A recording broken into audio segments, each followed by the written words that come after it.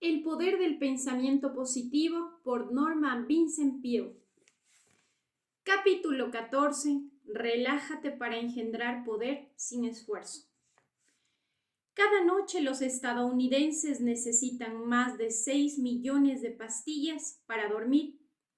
Esta alarmante afirmación me fue referida hace varios años por un fabricante de medicamentos en una convención de esa industria en la que pronuncié un discurso. Aunque la afirmación parecía increíble, otras personas que también están en posición de saberlo me han dicho que ese cálculo ahora es demasiado modesto. De hecho, después oí a otra fidedigna autoridad asegurar que los estadounidenses consumen 12 millones de dosis de píldoras para dormir al día. Esto bastaría para hacer descansar esta noche a 1 de cada 12 de ellos. Las estadísticas indican que el consumo de esas píldoras ha aumentado 1000% en los últimos años, aunque una declaración más reciente es más inquietante todavía. De acuerdo con el vicepresidente de una importante compañía farmacéutica, en Estados Unidos se consumen anualmente 7.000 millones de tabletas de medio gramo, lo que equivale a 19 millones de tabletas por noche. ¡Qué situación tan lamentable! Dormir es un proceso natural de restauración. Uno pensaría que, luego de un día de trabajo, cualquier persona podría dormir plácidamente, pero al parecer los estadounidenses ya no dominan el arte del sueño. De hecho, están tan alterados que yo, un ministro con muchas oportunidades de poner a prueba este asunto, debo reportar que es tal su nerviosismo y excitabilidad que ahora es casi imposible dormirlos con un sermón. Han pasado muchos años desde que vi a alguien dormirse en una iglesia, y eso es una lástima. Un funcionario de Washington, al que le agradaba barajar cifras, en especial las astronómicas, me dijo que el año pasado hubo en Estados Unidos un total de 7.000 millones y medio de dolores de cabeza. Esto equivale a 50 dólares por cabeza al año. ¿Ya habremos cubierto nuestra cuota de este año? Este funcionario no dijo cómo dedujo esa cifra, pero poco después de nuestra conversación me enteré en las noticias de que en un año reciente la industria farmacéutica vendió 5.000 toneladas de aspirinas. Quizás este periodo podría denominarse con toda propiedad la era de la aspirina, justo como lo llamó un autor. En Estados Unidos, una fuente autorizada declara que 1 de cada 2 camas de hospital está ocupada por un paciente que no ha contraído un virus, ni ha tenido un accidente o desarrollado una enfermedad orgánica, sino que es incapaz de organizar y disciplinar sus emociones. Tras examinar a 500 pacientes en una clínica, resultó que 386 o 77% de ellos padecían enfermedades psicosomáticas, males físicos causados en su mayoría por estados mentales insanos. En otra clínica se estudió un gran número de casos de úlcera y se reportó que la mitad de ellos no se debía a problemas físicos, sino a que los pacientes resentían demasiada preocupación, odio o culpa, o eran víctimas de la tensión. Un médico de otra clínica hizo la observación de que, a su juicio, y pese a los extraordinarios adelantos científicos de la actualidad, hoy los doctores pueden curar mediante la ciencia menos de la mitad de las enfermedades que se les presentan. Declaro que en muchos casos los pacientes someten a su cuerpo a los pensamientos enfermizos de su mente, entre los que destacan la angustia y la tensión. Esta desafortunada situación se ha vuelto tan seria que en nuestro Marvel College Church, en la Quinta Avenida y 29 Street en Nueva York, contamos ahora con 12 psiquiatras, bajo la supervisión del doctor Ismael Blanton. ¿Por qué hay psiquiatras en el hospital de una iglesia? La respuesta es que la psiquiatría es una ciencia. Su función es el análisis, diagnóstico y tratamiento de la naturaleza humana de acuerdo con ciertas leyes y procedimientos comprobados. El cristianismo también podría considerarse una ciencia. Es una filosofía, un sistema teológico, metafísico y de culto. Asimismo, opera en los códigos ético y moral, pero posee igualmente las características de una ciencia en cuanto que se basa en un libro que contiene un sistema de técnicas y fórmulas diseñado para comprender y tratar la naturaleza humana.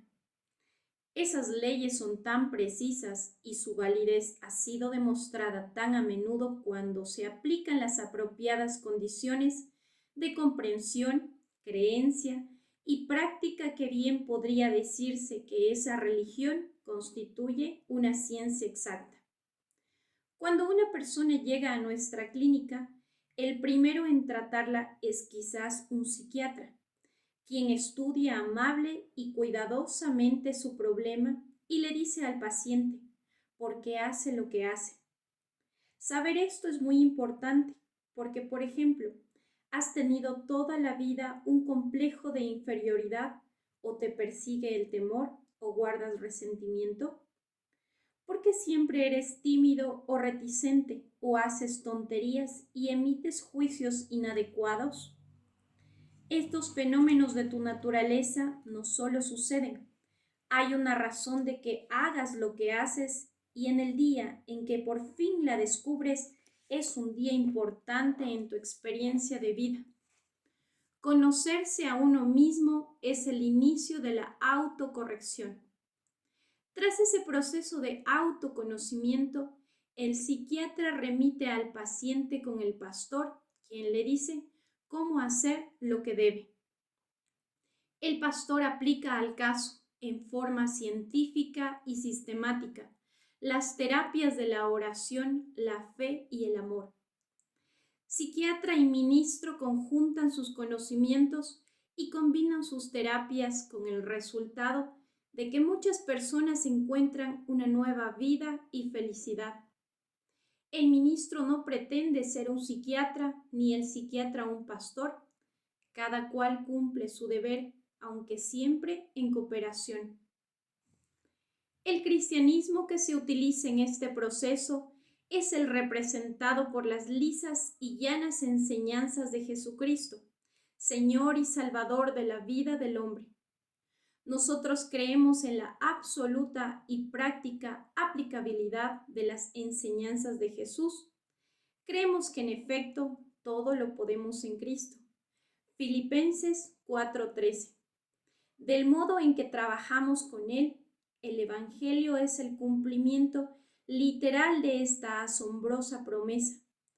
Cosas que ojo no vio, ni oído oyó, ni han entrado en corazón de hombre, son las que Dios ha preparado para los que le aman. Primera de Corintios 2:9. Si tú crees en Cristo, si crees en su sistema de pensamiento y práctica, vencerás todo temor, odio, inferioridad, culpa y cualquier otra forma de postración. En otras palabras, nada es demasiado bello para ser verdad. Nunca has oído y ni siquiera imaginado las cosas que Dios dará a quienes lo aman. En el trabajo que se realiza en la clínica, un problema frecuente es la tensión. Este podría llamarse casi sin duda el mal más frecuente de los estadounidenses, aunque al parecer ellos no son los únicos en padecerlo. El Royal Bank of Canada dedicó hace tiempo su boletín mensual a ese problema, bajo el título Aflojemos el paso, una de cuyas secciones decía: Este boletín mensual no pretende dar consejos de salud física y mental, sino que intenta analizar un problema que aqueja a todos los adultos en Canadá y podría agregarse también en Estados Unidos. Y continuaba, somos víctimas de una creciente tensión, tenemos dificultad para relajarnos. Nuestro susceptible sistema nervioso está en excitación perpetua. Atrapados como estamos en la agitación todo el día y buena parte de la noche, no vivimos plenamente. Tenemos que recordar lo que Carlyle llamó la serena supremacía del espíritu sobre sus circunstancias. Cuando una importante institución bancaria llama la atención de sus clientes respecto al hecho de que sus empleados no consiguen de la vida lo que realmente quieren de ella, porque se han vuelto víctimas de la tensión, sin duda ha llegado la hora de hacer algo al respecto. En San Petersburg, Florida, vi una máquina en la calle que decía, ¿cuál es tu presión arterial? Luego de depositar una moneda en la ranura, se obtenía la mala nueva. Si hoy puedes comprar en una máquina tragamonedas la lectura de tu presión en la misma forma en que compras un chicle, es porque muchas personas padecen ese problema. Uno de los métodos más simples para reducir la tensión es practicar la actitud de hacer todo con calma. Haz todo más despacio, menos precipitadamente y sin presión. Mi amigo Branch, famoso por su afición al béisbol, me dijo que, por bien que bateara, atrapara o corriera, él no emplearía jamás a un jugador demasiado presionado. Para ser un beisbolista de éxito en las grandes ligas, hay que ser capaz de aplicar un enorme caudal de poder sin esfuerzo, incluso en la mente, por supuesto. La forma más eficaz de golpear una pelota es el método relajado, en el que todos los músculos se flexibilizan y operan con una fuerza coordinada. Si intentas vencer a la pelota, la golpearás con efecto o tal vez ni siquiera aciertes. Esto es verdad en el golf, el béisbol y todos los demás deportes. Entre 1907 y 1919, con la única excepción de 1916, el promedio de bateo de Titchkoff fue el más alto en la liga estadounidense, récord que hasta donde sé nunca ha sido superado. Titchkoff le obsequió a un amigo mío el bat con que ejecutó sus extraordinarias hazañas. A mí me fue permitido tomarlo entre mis manos, lo que hice con una admiración considerable. Imbuido del espíritu de ese deporte, me puse en posición de batear. Es indudable que mi postura no evocó en ningún sentido la del inmortal bateador. De hecho, mi amigo, quien fue alguna vez beisbolista de las ligas menores, se rió y me dijo: Titchkoff jamás lo habría hecho así. Estás demasiado rígido, muy tenso. Es obvio que te esfuerzas demasiado. Probablemente te descalificarían. Era hermoso ver a Titchkoff. Hombre y bat se hacían uno. Aquel era un estudio del ritmo y uno se maravillaba de la facilidad con que él ejecutaba el balanceo. Era un maestro del poder sin esfuerzo. Lo mismo ocurre en todos los éxitos. Si analizas a personas realmente eficientes, te darás cuenta de que siempre hacen las cosas con gran facilidad y un mínimo de esfuerzo. Liberan de este modo un máximo de poder. Un amigo mío que es un afamado hombre de negocios y maneja importantes asuntos e intereses diversos, parece estar siempre relajado. Hace todo con eficiencia y rapidez, pero nunca se agita. Jamás tiene la expresión inquieta y exhausta que distingue a las personas que no dominan su tiempo ni su trabajo.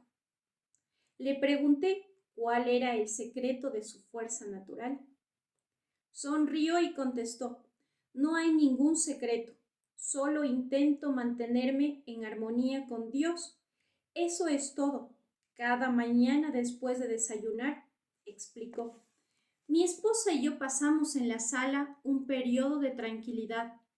Uno de nosotros lee en voz alta un fragmento inspirador que nos invite a meditar. Puede ser un poema o un par de párrafos de un libro. Luego guardamos silencio y cada cual reza o medita de acuerdo con su ánimo y actitud.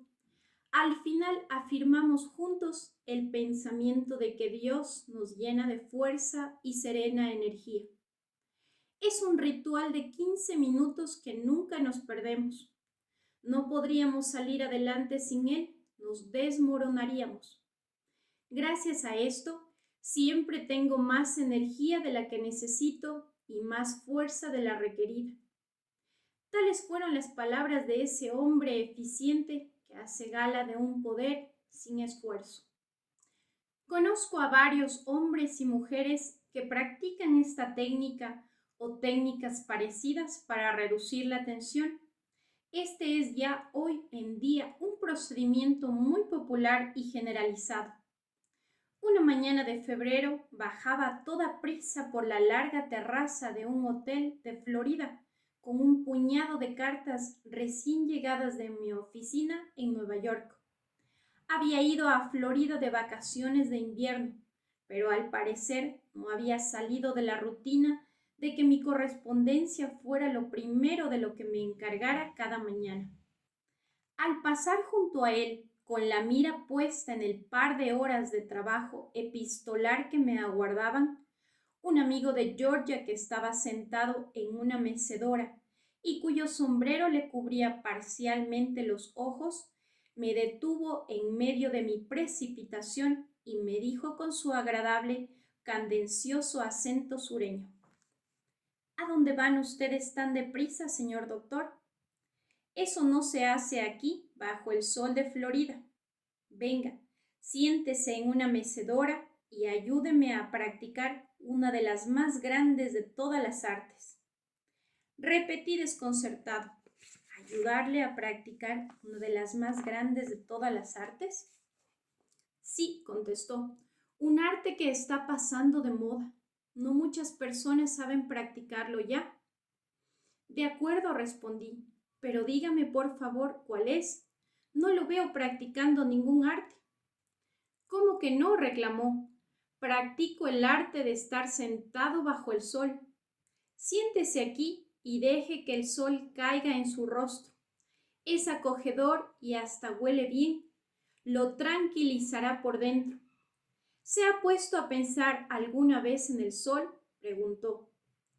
Nunca se apresura, jamás se altera, trabaja despacio y no hace ruido, no oprime alarmas, contesta teléfonos ni toca timbres.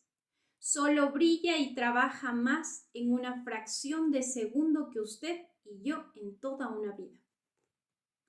Piense en lo que él lleva a cabo. Hace que las flores abran y los árboles crezcan. Calienta la tierra, hace crecer las frutas y verduras y madurar las cosechas. Sube el agua para que vuelva a la tierra y nos hace sentir en paz. He descubierto que cuando estoy tomando el sol y permito que trabaje en mí, sus rayos me dan energía, es decir, me doy tiempo para asolearme. Así que deje esas cartas, dijo, y venga a sentarse conmigo. Lo hice y cuando por fin me encaminé a mi habitación y me ocupé de mi correo, lo terminé en un instante. Gracias a eso, pude dedicar buena parte del resto del día a actividades vacacionales y a pasar más tiempo sentado bajo el sol. Por supuesto que conozco a muchas personas perezosas que han estado sentadas bajo el sol toda la vida y nunca llegaron a nada. Hay una diferencia entre sentarse y relajarse y tan solo sentarse. Pero si te sientas y te relajas, piensas en Dios y te pones en sintonía con Él y te abres al flujo de su fuerza, no te sientas por flojera, sino por renovar tu energía. Y esta es una de las mejores maneras de hacerlo. Esta costumbre genera una energía concentrada, del tipo que tú manejas, no del que te maneja a ti. El secreto es mantener tranquila la mente, evitar toda reacción frenética y precipitada y practicar el pensamiento apacible. La esencia de este arte es preservar un tempo lento para ejercer tus responsabilidades con base en la más eficiente conservación de energía. Es aconsejable que adoptes uno o dos planes para volverte experto en la práctica de un poder relajado y sin esfuerzo. Uno de los mejores planes de esta clase me fue sugerido por el capitán Eddie Rickenberg.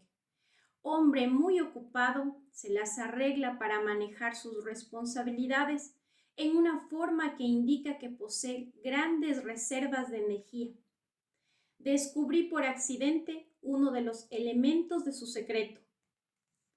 En una ocasión en que grababa con él un programa de televisión, se nos aseguró que todo sería muy rápido, lo que le permitiría desocuparse pronto para entregarse a los muchos otros asuntos de su agenda. Sin embargo, la grabación se prolongó más de lo previsto, pero noté que el capitán no mostraba señales de agitación, no se puso nervioso ni angustiado, no caminaba de un lado a otro, ni llamó con desesperación a su oficina. En cambio, aceptó de buena gana la situación. En el estudio había un par de mecedoras viejas, al parecer destinadas a un foro distinto al nuestro. Él se sentó muy relajado en una de ellas. Siempre he sido un gran admirador de Eddie Rickenbacker y le comenté su ausencia de tensión. Sé lo ocupado que está, le dije, y me sorprende que pueda sentarse aquí tan tranquilo, calmado y feliz. Yo, por el contrario, estaba un poco incómodo, sobre todo porque lamentaba tener que quitarle tanto tiempo al capitán Rickenbacker. ¿A qué se debe esa actitud imperturbable? Él rió y contestó: a que practico lo que usted predica. Vamos, tranquilícese. Venga a sentarse a mi lado. Jalé la otra mecedora e intenté relajarme un poco. Después dije: Eddie, sé que usted debe tener alguna técnica para alcanzar esa impresionante serenidad. Dígame cuál es, por favor. Él es un hombre modesto, pero debido a mi persistencia, me dio la fórmula que acostumbraba a emplear. La usó ahora y es muy eficaz. Puede describirse como sigue. Primero, suéltate físicamente. Practica esto varias veces al día. Suelta todos los músculos de tu cuerpo. Imagínate que eres una medusa y que tu cuerpo está en completa libertad.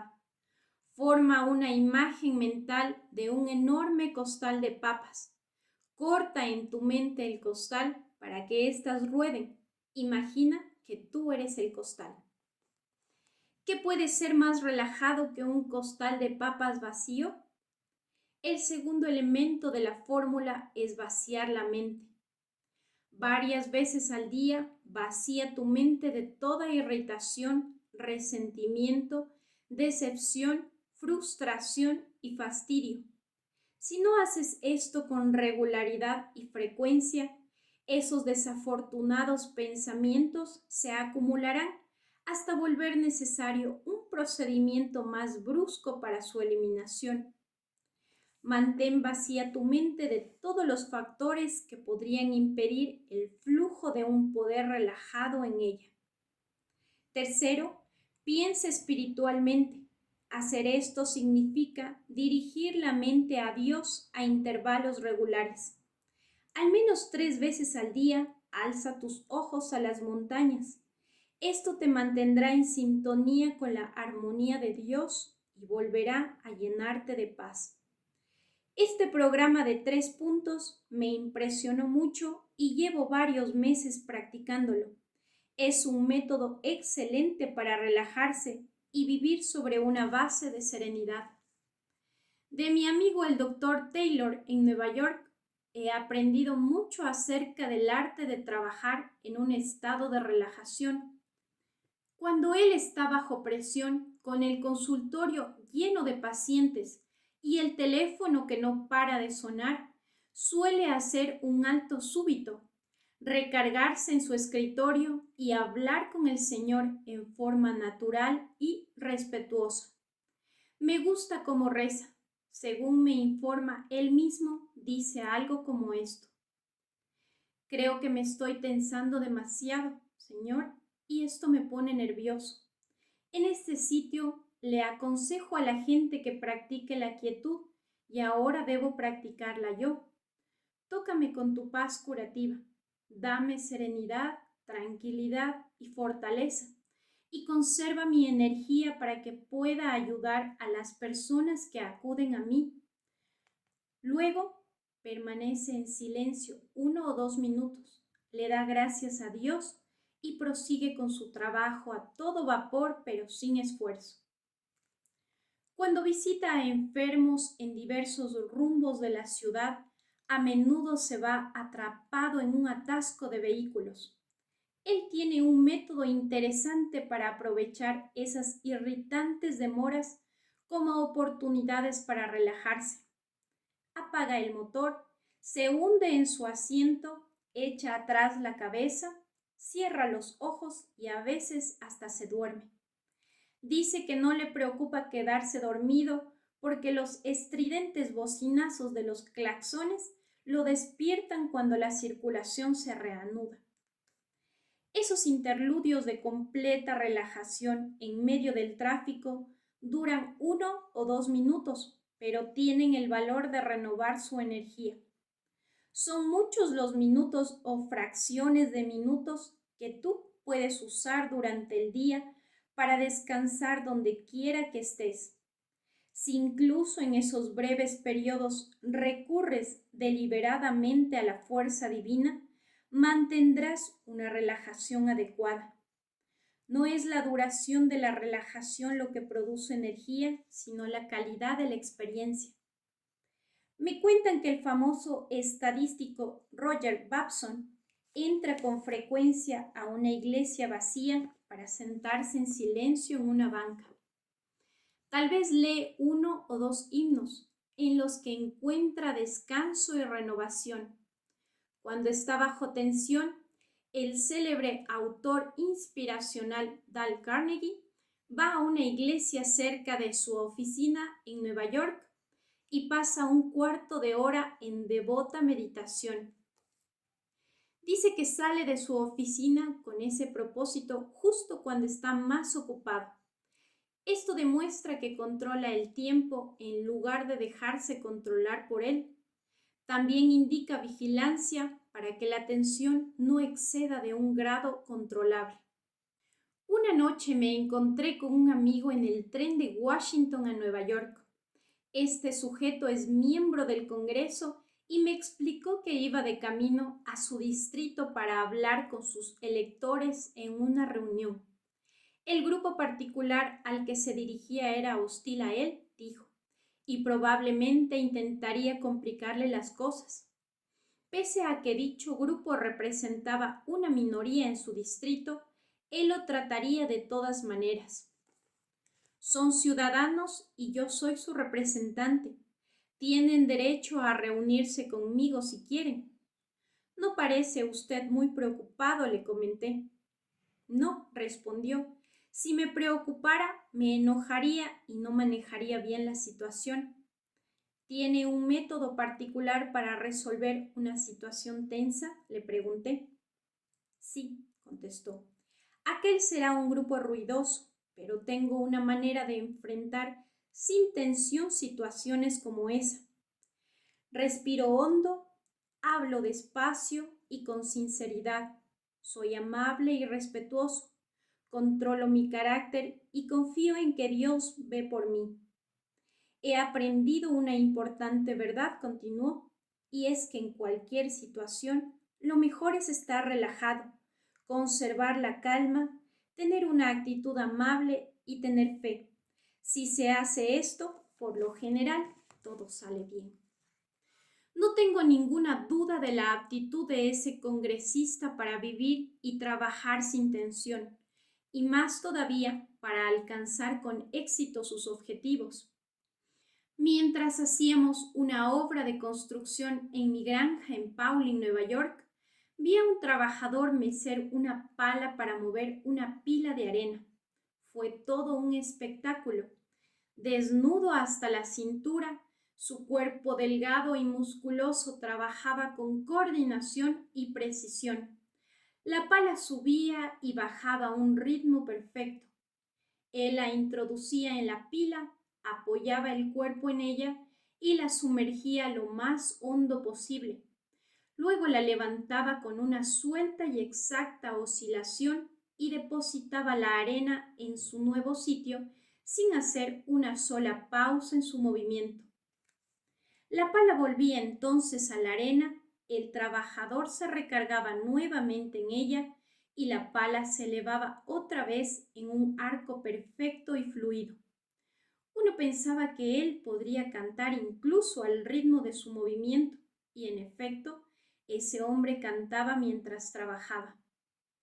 No me sorprendió que el capataz me dijera que ese era uno de sus mejores trabajadores.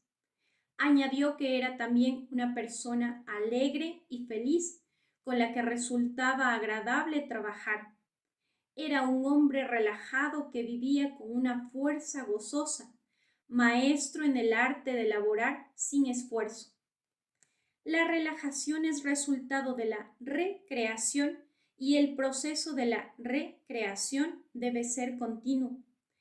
El ser humano fue hecho para apegarse a un flujo continuo de fuerza procedente de Dios que Él recibe y devuelve al Señor para que la renueve.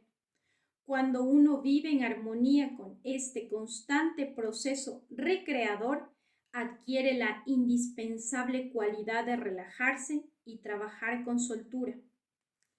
Para dominar esa habilidad, sigue estas 10 reglas con las que podrás despojar tu trabajo de complicaciones. Aplica estos métodos probados para trabajar intensamente pero con facilidad. Te ayudarán a relajarte y a ejercer sin esfuerzo tu aptitud. 1. No pienses que eres un atlante que carga el mundo sobre sus hombros. No te exijas tanto, no lo tomes tan en serio. 2. Toma la decisión de disfrutar de tu trabajo. De este modo lo volverás placentero, no enfadoso. Tal vez no tengas que cambiar de empleo. Cambia tú y tu trabajo te parecerá diferente. 3. Planea tu trabajo y trabaja tu plan. La falta de un sistema es la causa de que te sientas empantanado. 4. No intentes hacer todo a la vez. Hay tiempo para todo. Haz caso del sabio consejo bíblico. Haré solo esto. 5. Adopta una actitud correcta y recuerda que el hecho de que tu trabajo sea fácil o difícil depende de lo que pienses de él. Si piensas que es difícil, será difícil. Si piensas que es fácil, tenderá a ser fácil. 6. Vuélvete eficiente en tu labor. Conocimiento es poder sobre tu trabajo. Siempre es más fácil hacer bien una cosa. 7. Relájate. La calma lo consigue todo. No te presiones ni te esfuerces. Sigue tu paso propio. 8. Disciplínate para no dejar para mañana lo que puedes hacer hoy. La acumulación de tareas inconclusas dificultará tu trabajo. Siempre termina a tiempo tu labor. 9. Reza en relación con tu trabajo. Si lo haces, adquirirás una eficiencia relajada. 10. Apóyate en tu socio invisible. Él te quitará de encima una carga inmensa. Dios está a gusto en las oficinas, fábricas, tiendas y cocinas, tanto como en las iglesias. Sabe de tu trabajo más que tú. Su ayuda facilitará tu labor.